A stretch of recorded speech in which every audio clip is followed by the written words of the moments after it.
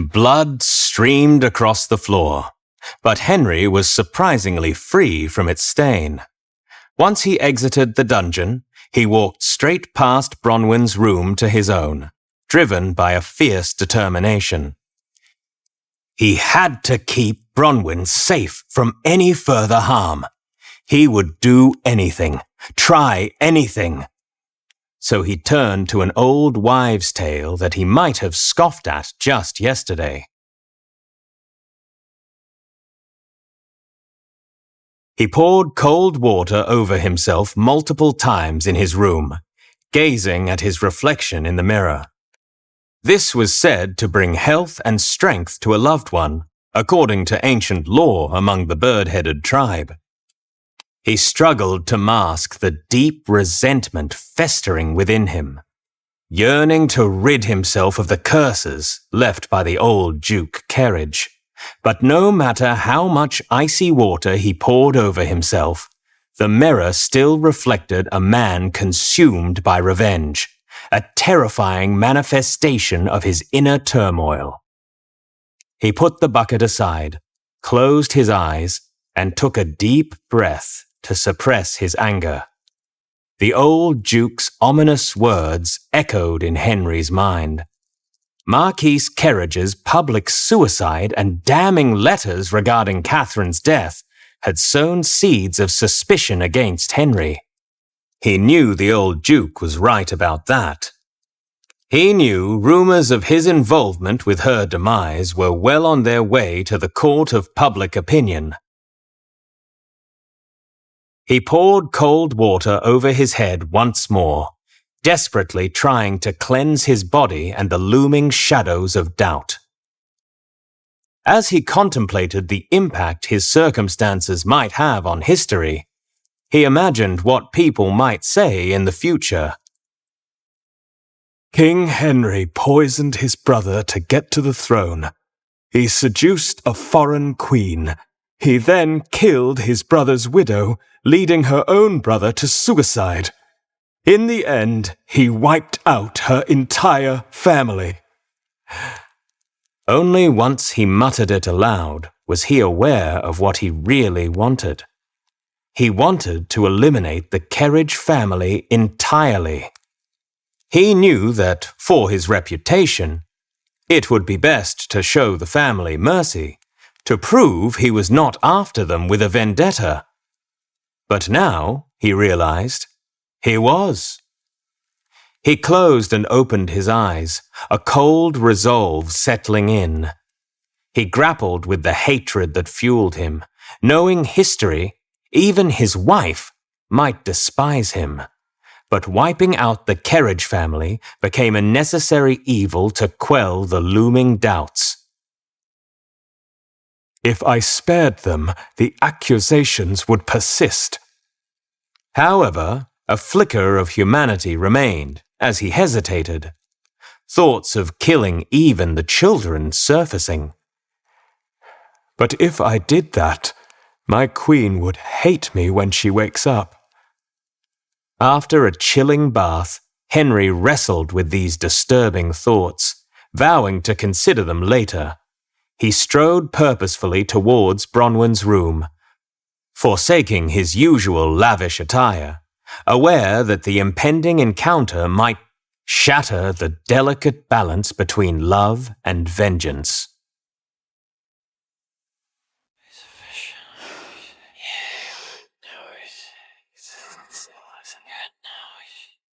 Please, please, please, Queen Bronwyn, open your eyes. Half a day had passed, and Matilda had not stopped crying for Bronwyn. She wasn't the only one.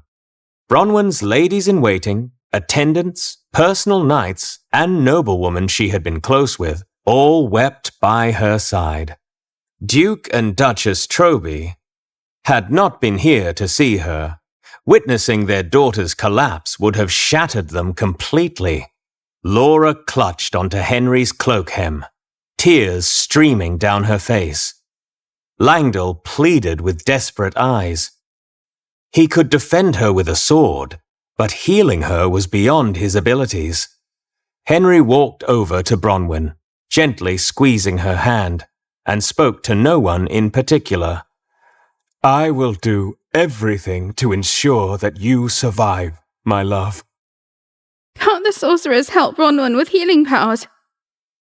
Henry shook his head sadly. We do not know what type of powers she is capable of, Laura. If you do not possess healing magic, then even a sorcerer is useless in a situation like this. It is worth a try, is it not? Would Aldrich even be willing to let her try and help? That man has done nothing but hurt the Queen. I fear he will now do anything to help her. That bloody man still loves Bronwyn. I know it. He turned his back to the women, who were now wearing expressions of fear at Henry's outburst. I'll do whatever it takes to bring her back. Of course, Your Majesty. With a determined resolve, Henry strode out of the chamber, leaving behind a room filled with tears, prayers, and the looming uncertainty of Bronwyn's fate.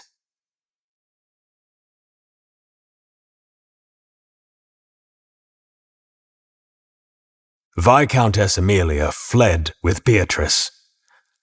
Aldrich spoke in a hushed tone to his knight. He could not risk this information leaking even to the highest-ranking nobles or aides. Where is she?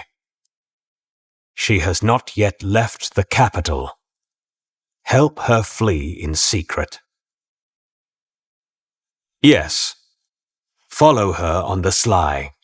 When it's time for the Viscountess to meet Duke Elegy's subordinate, impersonate that person and take her to the Southern Kingdom. Once you reach the border of the Southern Kingdom, you will meet Count Elias. Yes. What are you still doing here? Time is of the essence.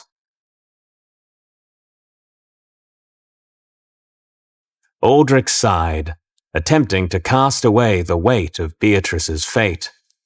This should be enough to sever our bond. The girl wasn't his true daughter or the princess he had hoped for. On the contrary, Beatrice's parents were people he loathed, and he had already sacrificed much for her. She would descend from princess to a makeshift noble, but at least she wouldn't endure a life of servitude. He ambled around his room until he realized he needed to get out.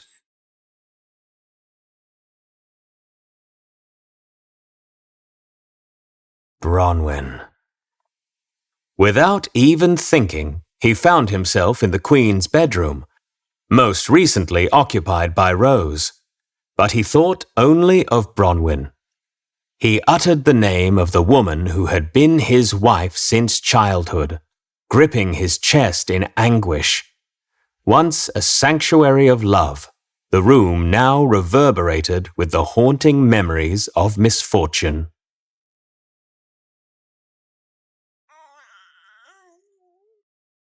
Viscountess Amelia stood in a dimly lit tower that hardly anyone in the castle knew about. She wouldn't be surprised if even Aldrich didn't know about it. But she had served this castle long enough to know all its nooks and crannies, and she needed somewhere safe. She was cradling little Beatrice in her arms. Moonlight filtered through a small window, glowing gently on the baby's ivory cheeks. The room, usually a place of solace, now held an air of urgency. Hush now, my sweet. We must be quiet, little one. Amelia moved swiftly, packing essentials into a small bag, a few clothes for Beatrice, some blankets, and a locket that held a portrait of the disgraced queen. She knew that Beatrice would cherish it. Rose's reputation be damned. You deserve a life beyond these walls, away from the shadows of her mistakes. But you are allowed to love her. Oblivious to the situation's weight, Beatrice gurgled happily in response. Amelia froze as the door creaked open, her eyes widening with alarm. She clutched Beatrice protectively. Who goes there? The room remained silent except for the soft rustle of Amelia's skirts as she slowly approached the door. Stay quiet, my precious. Amelia breathed a sigh of relief as the door closed without revealing any unwelcome presence. Perhaps it was just the wind from the open window, she thought hopefully. The room returned to its quiet state, the only sounds being the night outside and the comforting coos of baby Beatrice.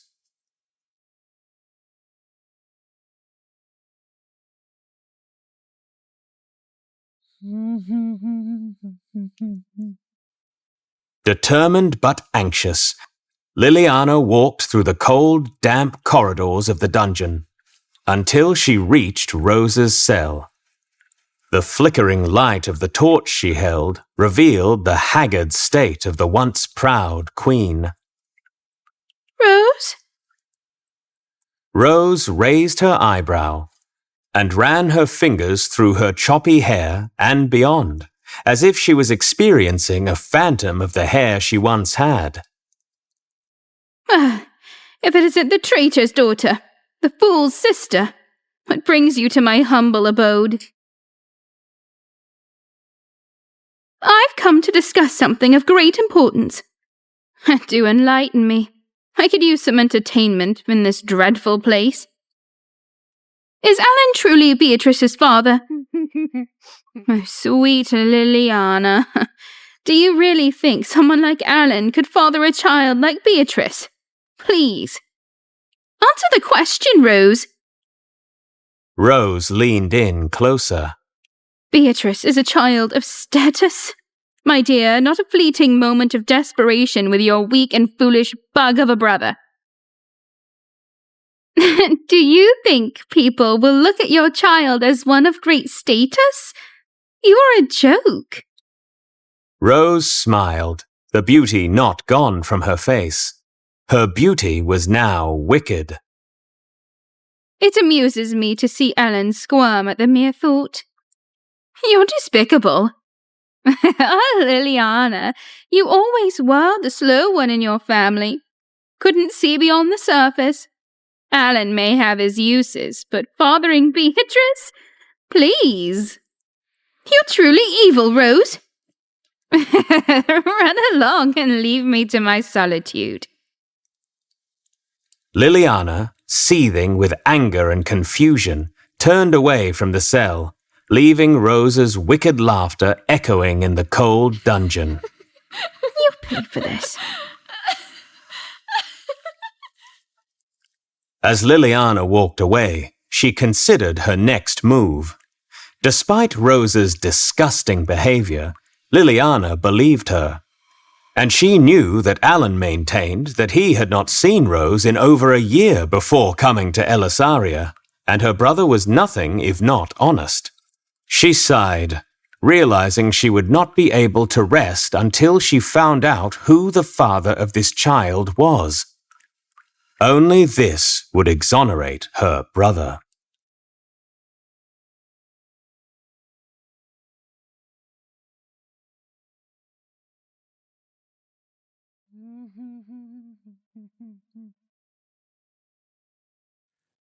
In the depths of the dungeon, Rose, with a spark of curiosity, noticed a faint shuffle from the neighboring cell. A prisoner, hidden in the shadows, caught her attention. Who's there? A fellow resident of this charming abyss. What's your name? Call me Reginald. What brings you to this wing of the palace? Crimes against the crown, as with most inhabitants down here. Crimes, such a subjective term. And you?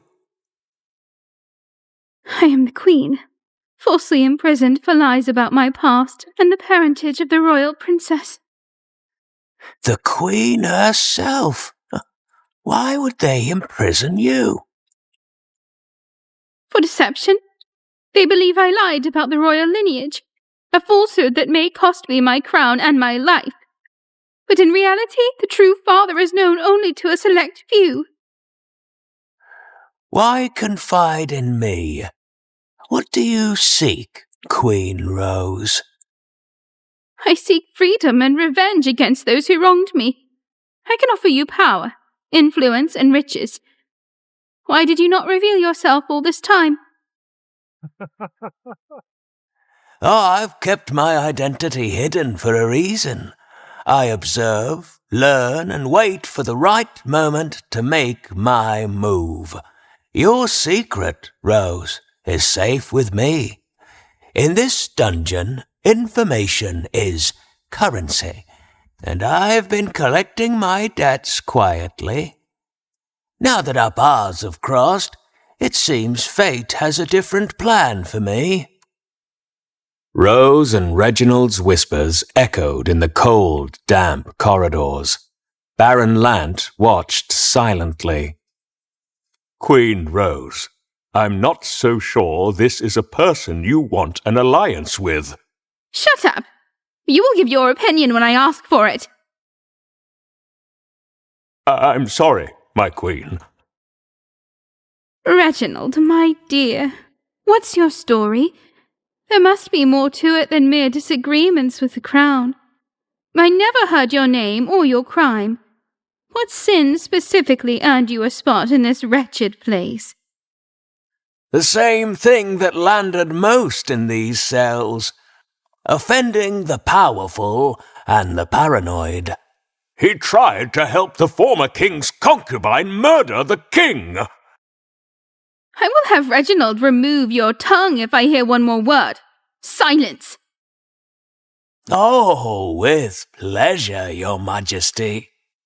Baron Lant hugged his knees into his chest and rocked back and forth, whimpering. Through the sliver of moonlight across her face, he saw Rose's eyebrow arch with curiosity. You were an ally to the former concubine. That is noble. What do you desire, Reginald? Same as you. Freedom, revenge, a dance with chaos. We are kindred spirits. What fell to your fall from grace? I was once an advisor, too close to the throne for comfort. A stray whisper here, a secret there. The powerful despise those who know too much. Baron Lant. Aldrich, prince at the time, became privy to sinister plans being concocted. He hired an assassin to be a double agent and had his suspicions confirmed when Reginald confided the plan to him. The former concubine, when confronted, said that she had no idea of the plans and that Reginald acted alone. And why would you be willing to help me if your former concubine ally has so wronged you? I was not wronged. I simply followed our agreed-upon plan if we were caught. I would take the blame, and she would help me when she gained the power to do so. We would seek our revenge. A plan like ours takes time for its roots to set. Our paths are more entwined than it seems. Tell me, Reginald, how do you plan to escape this dungeon? Every game has its rules, Rose. We play along, bide our time, and strike when the opportunity arises. A strategist, I see. A player. And you can consider me your ally. The dark alliance between Rose and Reginald deepened, two minds plotting their escape from the depths of despair.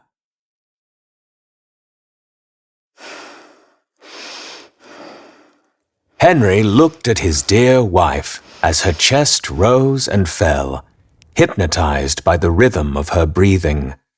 He would never take for granted the beauty of her breath again. Wake up. Please, Majesty, wake up. Suddenly, Henry was no longer Henry, but Majesty, the golden bird with violet eyes that had first won Bronwyn's heart. He perched on her bed gently and began to softly nuzzle his head against the side of her waist, careful not to push too hard on the growing child inside of her. This surely would stir her. But she remained unconscious. His eyes welled with tears, and he hopped gently onto the floor. Back in his human form, he dressed quickly, realizing that someone could enter any minute. Good timing. Who is it? Hello, Your Majesty. I'm sorry, I didn't realize you were paying the Queen a visit. I'll return later. Come in, Schuyler. Is there anything you can do for her? Schuyler frowned and furrowed her brow. She hated herself for feeling so useless. Why couldn't she heal? She stepped towards the Queen, willing herself to do something that mattered. She put her hands gently on Bronwyn's abdomen.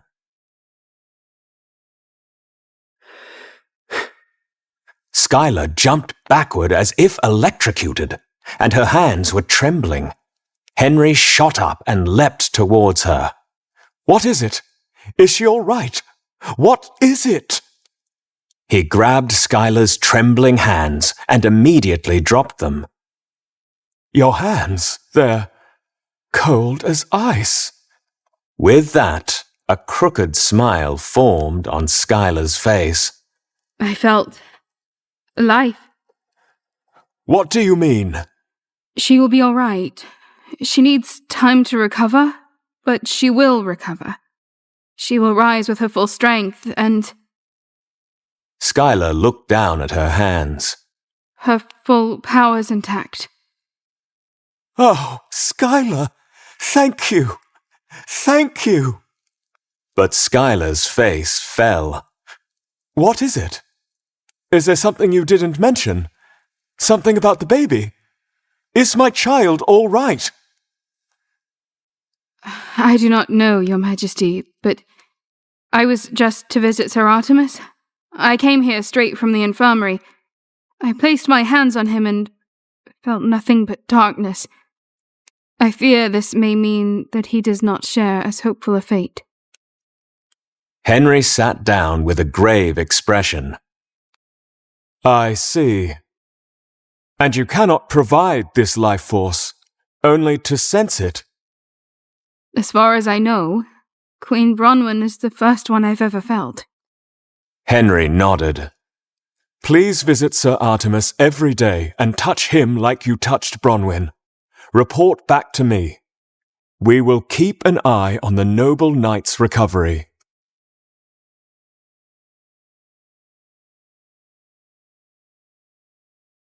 As much as the royal court had left for Elisaria, Princess Charlotte was making herself at home in the Celestial Isles, patiently awaiting Oscar's return and his subsequent request for her hand in marriage.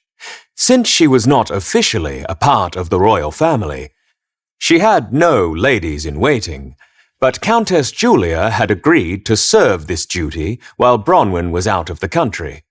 Julia was looking forward to making another friend, but she found that Charlotte had little interest in matters of friendship or camaraderie, and was quite caught up in matters of wealth and status. She discussed her prospective marriage with Julia as they strolled in the gardens, Charlotte wearing a dreamy smile. Prince Oscar and I shall make quite the regal pair, don't you think? Indeed, Princess Charlotte, it would be an honour for our kingdom to welcome you into our royal family. I must admit, it's the perfect match for a woman of my standing. Of course, Princess, but marriage isn't solely about wealth and status. Love and understanding are equally vital. Love is a luxury reserved for commoners. Royalty marries for alliances, power, and the greater good of the kingdom. But, Princess, what about Prince Oscar's feelings? Shouldn't love be part of this union? Feelings are fleeting, my dear.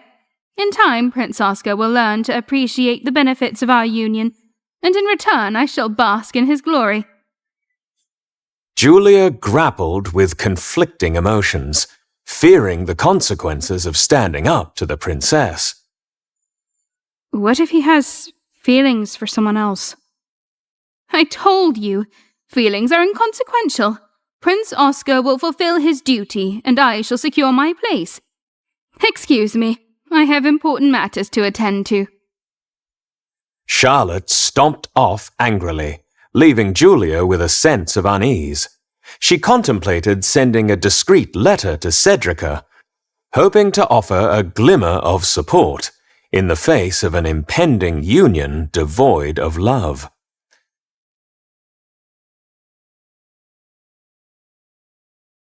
Aldrich's chambers were shrouded in darkness. He stood at the towering windows, using only the moonlight for visibility. He did not have his usual fire crackling. He was not in the mood for warmth and comfort. Lunar shadows were cast across the room. As the night settled in, Aldrich felt an unusual chill in the air. Aldrich looked towards his door, where the mysterious sound had come from. Who's there? He walked towards the door. Hello? Show yourself! Guard! Who was here? No one, Your Majesty. Aldrich turned around in frustration to return to his thoughts when he spotted an unusual object. A beautiful dark blue stone awaited him at the foot of his door. What is this? I have no idea. That wasn't there a moment ago. Fool! Find who delivered this. Now! He picked the stone up. In his hands, the stone seemed to call to him. King Aldrich, your rule teeters on the edge of a precipice. The roots of decay have silently woven into the fabric of Elisaria. The fall is imminent, and your kingdom will crumble like a withered leaf. Prepare for the reckoning. Aldrich's eyes widened, scanning the ominous words. The room seemed to darken further, as if absorbing the stone's malevolence. He was about to toss the stone when he stopped himself. There was something unusually alluring about it. He decided to place it on his nearby desk, then hurried to the solace of his bedroom. Suddenly, a haunting chant echoed through the palace corridors, seeping into Aldrich's chambers like a ghostly whisper. The room pulsated with an otherworldly energy. The shadows seemed to writhe and contort. A spine-chilling laughter echoed through the room. Aldrich closed his eyes, hoping it was just a dream.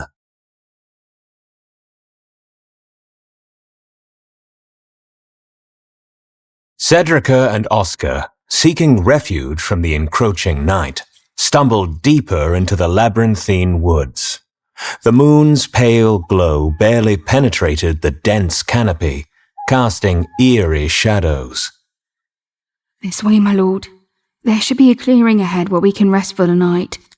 Oscar, blissfully unaware that every step brought them closer to the mysterious heart of the Eternal Thousand Bandits' hideout, smiled at Cedrica. Your instincts for finding shelter are impressive, Cedrica. I would be lost without your guidance. Aye, my lord. A skilled warrior knows how to navigate the unknown. even when she's tripping over her own 2 feet. The forest seemed to close in around them, the trees whispering secrets. A bit clumsy, perhaps, but endearing nonetheless. It's the forest's fault for having too many roots. The duo emerged into a moonlit clearing, a breathtaking sight hiding darker secrets. This clearing should offer us some respite. The clearing wasn't just a sanctuary of nature. It was the outskirts of the bandit hideout. Torches flickered in the distance, revealing a cavern entrance. Cedrica, this isn't just a clearing. We've stumbled upon something more. The eternal Thousand Bandits hideout. As they observed from the shadows, the bandits unknowingly continued their nocturnal activities, oblivious to the intruders in their midst. This is more than a bandit's lair. It's an elaborate network beneath the forest. A nest of thieves and shadows hidden in plain sight. Watch your step, my lord. Cedrica led Oscar closer, peering through the tangled vines that concealed the entrance. Look at those symbols. They're etched with dark magic. The bandits have deeper secrets than we imagined. We've inadvertently uncovered more than just shelter. We need to gather information. They concealed themselves in the shadows, eavesdropping on murmurs of the bandits, their whispers carrying the weight of unknown plans. We must leave. We cannot face these men alone. They're dangerous. Let's gather evidence first. We must be able to bring intel back to the Celestial Isles, so we can expose the true nature of this hidden sanctuary. Before they could make a decision about whose instincts to follow, one of the bandits stepped into the moonlit clearing, casting a sinister smile upon the unexpected guests. Lost souls wandering into our domain. Welcome to our sanctuary. Bathed in the silvery glow of the moonlight, Duke Elegy walked with a nobleman in the royal gardens, secluded since it was nearing midnight. The nocturnal symphony accompanied their clandestine meeting. Have you ever felt the chill wind of change rustling through the gardens of power? What cryptic riddles are you spinning, Duke Elegy? Duke Elegy smiled. No riddles, my lord. Only the musings of a man who sees beyond the veils of the present. King Aldrich's grasp on reality falters as the autumn leaves in the wind. As they walked, a guard in front of the nearby Western Palace listened closely. Why discuss such matters under the stars? Duke Elegy stopped walking just within earshot of the guard and leaned closer to the nobleman. Because, my friend, the night is the only confidant that never betrays. This kingdom is on the brink of destruction, and we must navigate the shadows with utmost discretion. Duke Elegy paced amidst the moonlit blooms, casting enigmatic shadows on the finely manicured hedges. He looked at the guard, signaling that perhaps it wasn't a coincidence that they were discussing this in front of him. Did Duke Elegy want to be heard? My newly acquired port city, a jewel bestowed by the king, could be our sanctuary. A realm of opulence untouched by the tremors of a crumbling throne. Abandon Elisaria? That's treason. No treason, my lord. A strategic retreat. King Aldrich's descent into madness threatens to engulf us all. We must secure our destinies and safeguard our legacies. Duke Elegy's words flowed like a serpentine river, winding through the minds of his companions. Our loyalty to Elisaria remains steadfast, but our duty lies in securing our prosperity. A flourishing future awaits beyond the borders of this unraveling kingdom. And what of our sworn allegiance to the king? The nobleman whipped his head towards the guard, who had butted into their conversation. Duke Elegy turned towards him with a sly smile, confirming the guard's suspicion that he knew he was listening. Our allegiance, my friend, lies in preserving wealth, power, and the safety of those we hold dear. King Aldric's madness leaves us no choice but to consider alternative paths. I know not of what you speak. What madness have you witnessed? The king imagines people leaving sinister notes for him. He believes he is being followed, that his relationship with Rose was orchestrated from the start. The moonlight painted Duke Elegy as a master manipulator, orchestrating destiny under the celestial canopy. The glint in his eyes made the nobleman question whether this man could be trusted. Imagine a whispered alliance to thrive when others crumble in chaos, my friends. The gardens of Elisaria may wither, but our destinies need not follow suit. But what of the king's madness? What do you fear, Duke Elegy? Oh, my lord, it's a malady that infects the throne itself. Aldric's madness could turn the once safe walls of Elisaria into a prison of insanity. Do you wish your families to suffer under a deranged monarch? What can we do? Spread the whispers, my friends. Warn the people of Elisaria. Tell them the king's madness is an impending storm, and their only refuge lies beyond our borders. But, Duke Elegy, what if this is just a ploy to weaken the kingdom further? My noble friend, sometimes the shadows reveal truths hidden in the daylight. King Aldric's reign is a sinking ship, and we are the sailors with foresight. If we spread these warnings, won't it incite panic? Panic can be a powerful motivator. Fear can open doors we never dreamed of.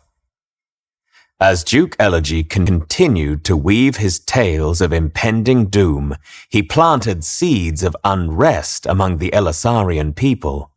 The noble and the guard, now unwitting pawns in his game, left the meeting with hearts clouded by uncertainty and fear, their loyalty to the king shaken.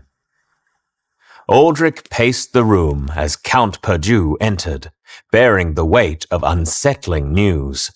The air was tense, the flames in his fireplace flickering like the shadows closing in on the frantic king.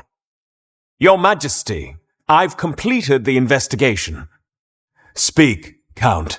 Every moment is a heartbeat echoing with uncertainty. The reports. The emerging threat is not from the nobility. It's a group called the Veiled Hands. Commoners, disgraced women. They seek to turn the kingdom to the hands of the people. Aldric's eyes widened with a mixture of fear and disbelief. The crown on his brow seemed to press harder, its golden weight accentuating the situation's urgency. The people plotting against me? This cannot be. Who leads this rebellion? It could not be a commoner who left that note on my door. They came and left unnoticed. There is something greater at play here. That's the confusing part, sire. The leader remains elusive. hidden. Find them. Unmask this leader and extinguish their plot. It must be Rose. Your Majesty, there's another complication. Our spies have heard nothing of Rose's involvement. Then Elegy. He is never up to any good. He works only for himself. He is an agent of chaos. Duke Elegy's name was absent in the whispers of the Veiled Hands. No commoners mentioned his involvement in their potential uprising. Already on the precipice of desperation, Aldrich felt the ground beneath him give way. The realization struck him like a thunderbolt. Rose is imprisoned, incapable of orchestrating such a rebellion, and Duke Elegy's name is not tainted in their whispers. This is madness! Indeed, sire. The commoners speak of equality, justice, and revenge. They evade our understanding like ghosts. Their leader remains a phantom, and my kingdom crumbles in the shadows. We must tear this shroud away and expose the truth. Unveil this conspiracy, Count. I can't bear the thought of losing control, of my reign slipping away. Our kingdom, my legacy, cannot succumb to these veiled hands. Consumed by paranoia and the looming threat of the Veiled Hands, Aldrich paced the room in a tumultuous state. The crown's weight bore down on him, its golden edges digging into his conscience. Oh, Father, have I failed you? The kingdom teeters on the edge, shadows engulfing all I've built. The legacy you entrusted to me, tarnished. Your Majesty, this is a rebellion. My reign is unraveling like water through my fingers. Aldrich's eyes flickered with the haunting specters of failure. His mind was as fractured as the kingdom. Bronwyn, my love, have I condemned you to these shadows? The walls of this palace echo with your unconsciousness. The whispers accuse me, torment me. Your Majesty, we can still... The whispers grow louder, Perdue, a cacophony of judgment. My kingdom crumbles. My legacy shatters. I bear the sins of a realm in revolt. Is this my atonement? Shall I end it all? Plunge into the abyss? The kingdom may breathe easier without my crown's stranglehold. Aldrich, on the precipice of despair, considered the unthinkable. The fire's crackling seemed to mock him. Perdue, leave me to my descent. The darkness within calls my name. Perhaps, in silence, I'll find solace, or oblivion. As Count Perdue left the room, Aldrich stood alone, caught in the whirlwind of his unraveling sanity. Grand Duke Bjorn emerged from the servant quarters and into the bustling corridor. Even with the king and queen absent, the royal palace was alive with activity. Bjorn clenched his fist in frustration.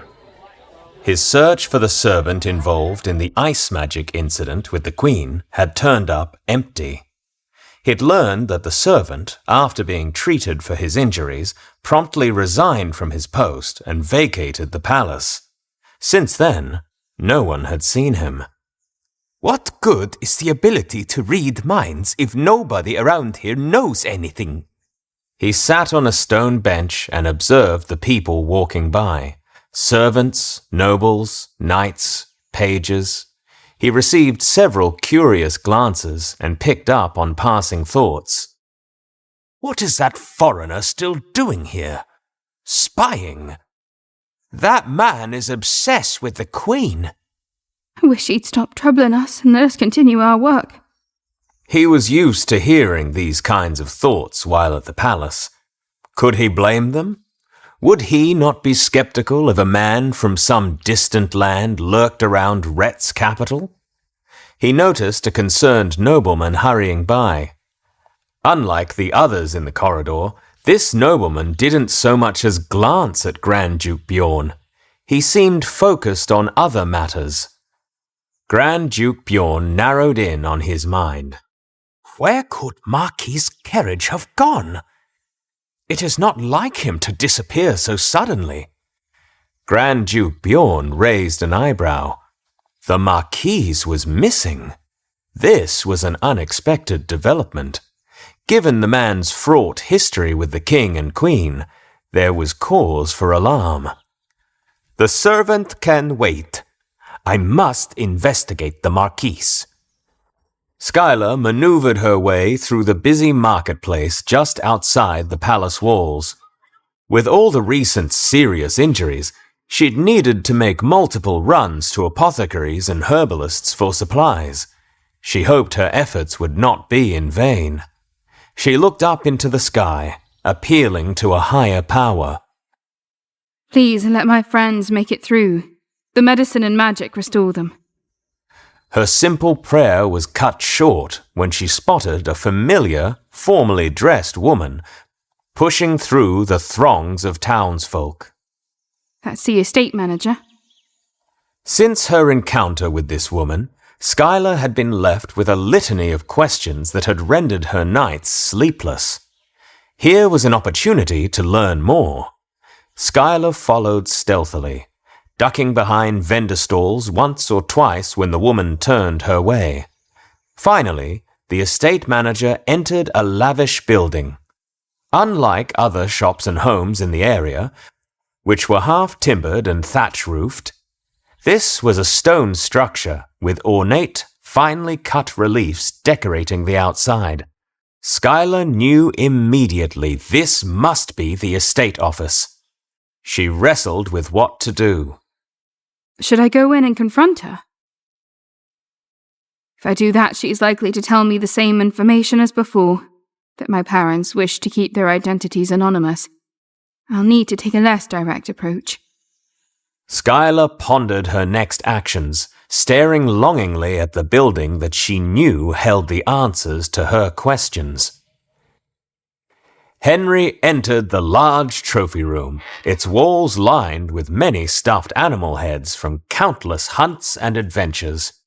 Henry took his time examining these beasts up close, their lifeless glass eyes staring back at him. "Do you hunt?" The king's voice startled Henry.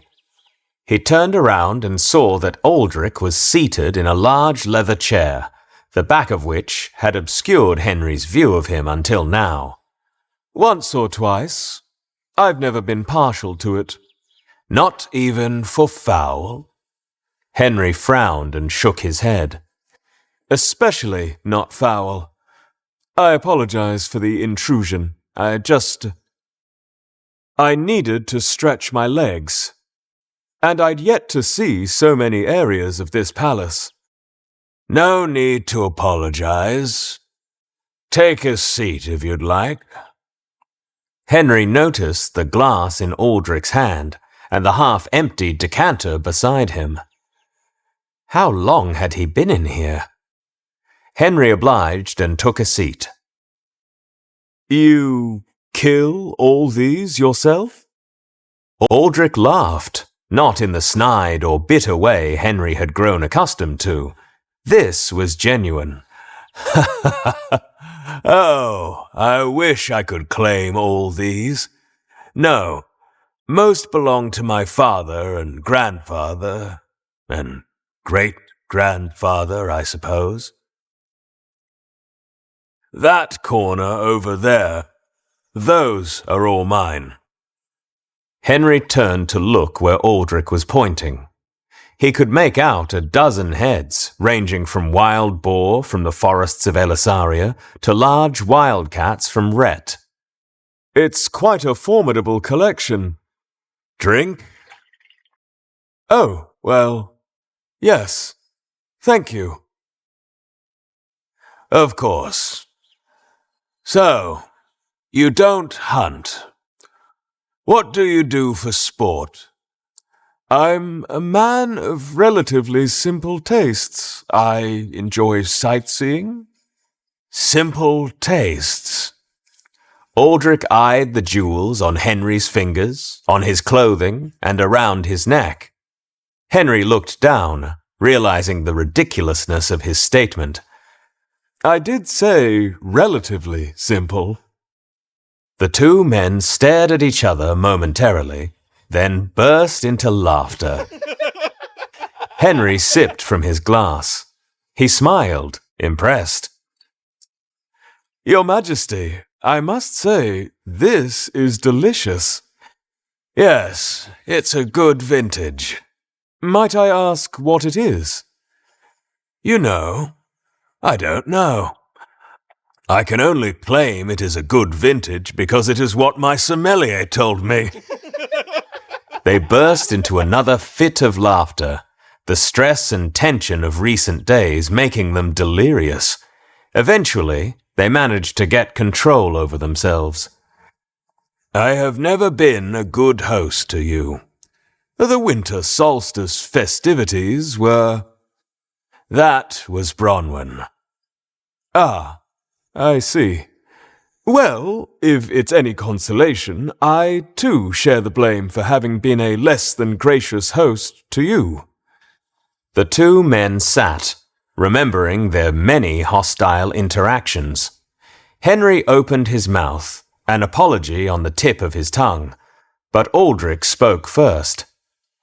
The child is okay? Henry leaned forward in his chair, feeling the weight of this shift in conversation. Thankfully, yes. Good. There was no denying Aldrich's mood had soured suddenly. He finished his glass and poured himself some more. How did that man, Marquis Kerridge, get into your palace? What are you implying? Oh, nothing, Your Majesty. I'm only wondering how he escaped notice. How he was able to climb one of your towers. He bribed several guards, and they've been properly punished. Bribery. Of course. It's the truth. Forgive me for not finding you a credible source. How dare you? She nearly died on your watch. I would never hurt my wife. Aldrich's voice echoed throughout the room. He glared at Henry, face red with anger. My wife. Henry stood and made his way toward the door. He called back over his shoulder. I've heard your latest quarry rots in her prison cell. I wonder, when you kill her, will you display her head on these walls as well? Aldrich threw his glass at the door as it shut behind Henry. The glass shattered on impact. Grand Duke Bjorn stood outside the imposing printing house where many a scribe's words had been produced for the masses. According to various witnesses, it was also the last place anyone in the capital had seen Marquis Kerridge. The Marquis was no writer. What use could he have for a place such as this? Bjorn ventured inside. The Grand Duke had never entered any printing house, and the sight of the machinery, powered by glowing crystals, churning out pages upon pages of written word, stopped him in his tracks. Incredible! A small, spectacled woman with an ink-splotched face approached. A pin on her apron read, Manager. Can I help you, sir? I'm here on behalf of the Queen. Official business. It was a lie, but Bjorn felt confident that Queen Bronwyn would want answers to the Marquise's suspicious behavior. Oh, do you have any formal paperwork? No, there wasn't time. I'm here to inquire why Marquis Carriage visited this establishment. You mean, sir, that you don't already know? Bjorn could hear the derision in the manager's thoughts. This man's a fool. Why would the Queen send him if it wasn't because of the letter? Show me the letter. The manager gave Bjorn a surprised look. Ah, so you do know. The manager approached a desk with a stack of papers. She searched until she found the page she was looking for and then handed it to the Grand Duke. Here. Bjorn snatched the paper with eager hands and read. His eyes widened with horror. The letter consisted of a collection of conspiracies surrounding King Henry, strung together into a compelling narrative, suggesting that he'd poisoned his brother to steal the crown, locked Catherine away to have her driven mad and killed, and framed the old Duke for an attempt to poison the Queen with abortive drugs. To anyone intimately familiar with the events, as Bjorn was, the letter was obviously pure slander. But to the masses hungry for gossip and already sympathetic toward Catherine, the letter might be taken as authoritative proof of Henry's treachery. Sweat beaded on Bjorn's brow. Have you printed this? Oh, yes. We're also instructed to distribute the copies upon word of Marquis Carriage's death. A strange request, but he paid us handsomely to oblige. Bjorn pushed past the manager. He could see several large bins filled with papers in the back of the establishment. He hurried to the bins. The first was filled with pages of a journalist's review of a recent play. The second had prints of a religious sermon, and the third was filled to the brim with copies of Carriage's letter. Sir, you can't be back here. Please leave. I implore you. Bjorn spotted an oil lamp on a nearby desk. He grabbed the lamp and hurled it into the bin. No! The fire quickly engulfed the bin. Workers came by and, with some difficulty, doused the flames, but not before the fire had destroyed every last copy of the letter. That should stop you from distributing those filthy lies. Stop us by burning one bin. What do you mean by one bin? Word came late last night of the Marquis's death. We've been shipping out cartfuls of these letters all morning. With horror, Bjorn looked out one of the printing house windows. He was too late. Dear listener, the upcoming episode will be today's last free episode of this story.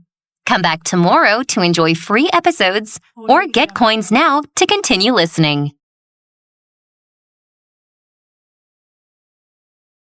Skylar watched the front of the estate office. It had been nearly an hour since she spied her parents' estate manager entering the building. Skylar knew the answer to the true identity of her parents likely lay inside. The door to the building opened, and the formally dressed manager, folder in hand, marched with purpose down the street. I must act quickly. Skylar hurried to the door and slipped inside. Skylar looked around the room. Beautiful marble tile led the way up to a heavy wooden reception desk, where a thin, elderly clerk busied herself scribbling sums onto various forms. Beyond the reception desk were rows upon rows of cabinets. The clerk looked up. Be with you in a moment, miss. The clerk grabbed a key ring and a stack of papers from her desk, then strolled to one of the cabinets. After finding the correct one, she sorted through the keys and opened the cabinet, which was filled with folders. That's an impressive amount of folders. How do you remember where things go? Mostly it's all alphabetized by name. Skylar nodded, but her heart sank. Without knowing her parents' names, her only hope would be that the folder she wanted would be under her own. The clerk sat back down. Now, how can I help you? I was hoping to get information regarding my parents' estate. Names? Well, unfortunately, I can't help you if you don't give me their names, or provide some identification. We take confidentiality very seriously here. I understand. Thank you. Skylar moved away from the desk, defeated. If only she could find some way to get the clerk to leave the desk. A thought occurred to her. If her magic could heal people, maybe she could use it to make someone a little sick. She focused on the clerk, who had returned to filling out forms. Skylar waved her hand, and a spark of green magic ignited from her fingertips. The clerk stopped writing. She grew pale, struck by a sudden and urgent sense of nausea.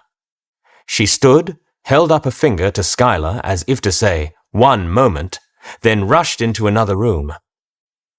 A moment later, she could hear the poor woman coughing. That worked better than expected.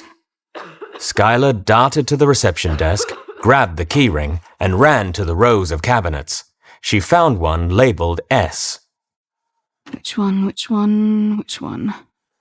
Skylar tried key after key, but none of them seemed to fit. Running out of time. Finally, she heard the satisfying click which signaled success. She opened the cabinet and searched through all of the S names. Salistar, Skane, Skinner, Sloane. Her name wasn't there. She checked again, but the result was the same. Frustrated, she slammed the cabinet shut. She stepped back toward the front, but paused at a cabinet labeled Recent Transactions. She held up the keyring. Wasn't this the cabinet she saw the clerk open? She played that moment over in her mind, and then selected the key she thought she remembered her using. I hope this works. The key slotted in perfectly. Skylar's eyes quickly scanned the cabinet and fixed on a folder with her name. She pulled it out and opened it. The first page was a document detailing the transfer of the estate. At the bottom of this page were the initials MS and WS. MS and WS. Before Skylar could turn to another page, she heard movement behind her. She turned and saw the clerk staring at her with shock. Hey! The clerk called after Skylar as she ran toward the front door, gripping the folder tightly under her arm. She reached the door just as a group of wealthy nobles were entering. Unable to stop herself in time, she barreled right through them. She made her escape. Having put some distance between herself and the estate office, Skylar ducked into an alleyway. She opened the folder, ready to learn the secrets her parents had tried to conceal from her. No. The folder was empty. Racked with frustration, Skylar tore the useless, empty folder to pieces. As day turned to night, the clear blue sky gave way to dark, ominous clouds. A sprinkling of rain had progressed into a torrential downpour. Lightning flashed, illuminating a secret tower's tall, crooked ruins nestled in the trees on the outskirts of the palace grounds. It flashed again, this time revealing the hunched silhouette of a man approaching the structure.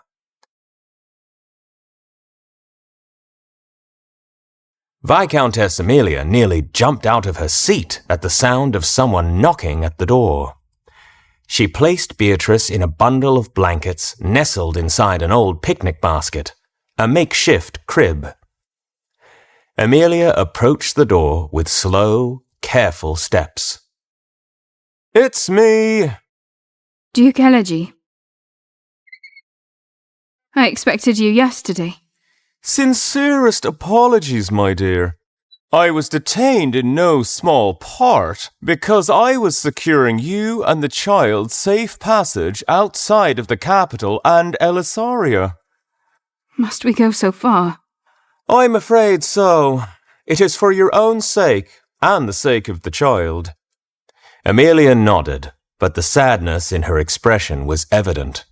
She sank onto a bench, and Elegy sat beside her, placing a hand on hers.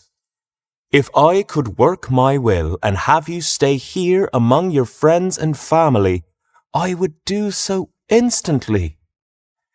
But the king, he's not the man he once was. A madness has overtaken him. Were you to stay, he'd surely have Beatrice sold into slavery, perhaps even murdered. Amelia shuddered at the thought. Do you not risk your own life by going to such lengths to help us? Do not concern yourself with that.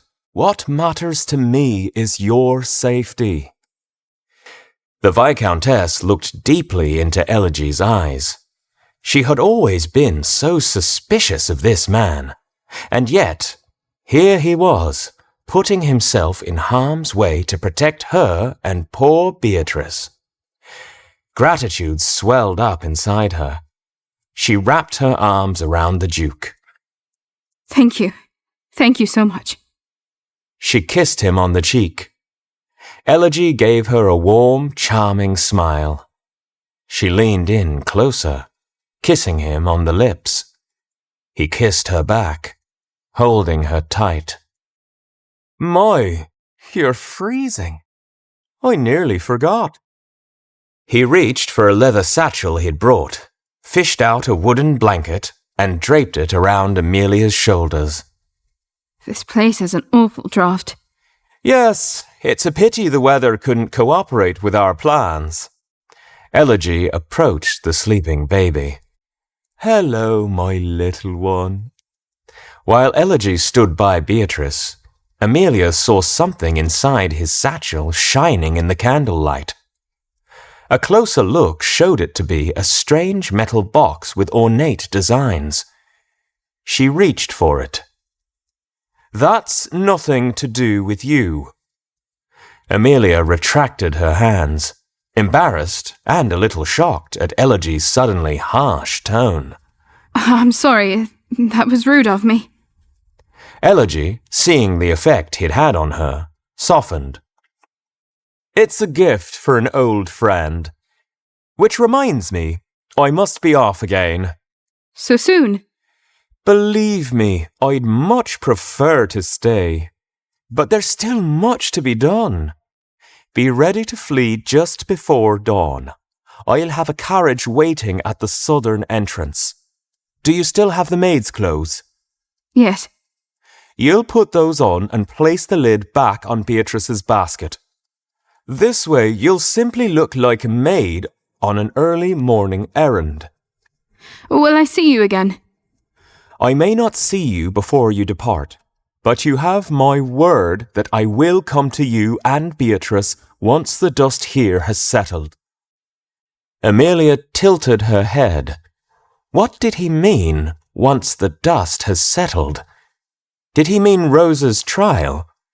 Or perhaps something more? As she pondered these questions, Duke Elegy approached the door. She followed. Before you go, I have another question. Is this place haunted? Why do you ask? I've heard things during my stay. The floorboards creak like someone's moving. The door opening on its own like a metal sound like armor.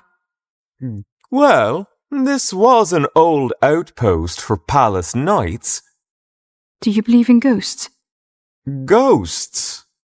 My dear, the dead are indeed with us. They have nowhere else to go. He kissed Amelia again, then threw open the door and stepped into the wind and rain.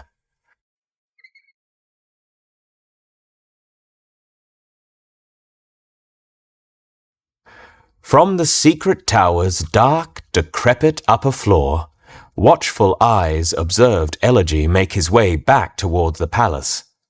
The knight, whom Aldrich had tasked with stealthily following the Viscountess, stepped away from the window. Haxon watched a line of servants carrying Rose's belongings into one of the palace storage rooms. A servant, lagging behind, struggled with a heavy, ornate chair. Haxon stepped toward her. Allow me to help. Much obliged, sir. With Haxon's aid, the two could catch up with the other servants. Haxon coughed at the dust that had been kicked up by the recent activity in an otherwise unused space. The room was filled with old furniture, portraits, armor, and many smaller odds and ends. Thank you again, sir. The servants bowed as they exited. Haxon turned to go, but stopped when he saw something familiar. A bird cage. I know this. It was his bird cage. Ah! Haxon's face contorted with anguish. A barrage of disjointed images and sensations flashed in his mind. A woman's hand reaching into the cage, the pain of feathers being plucked. Shouting voices, one man's hands on another's throat. Haxon felt dizzy. He leaned against the wall for support. A murder! I saw a murder!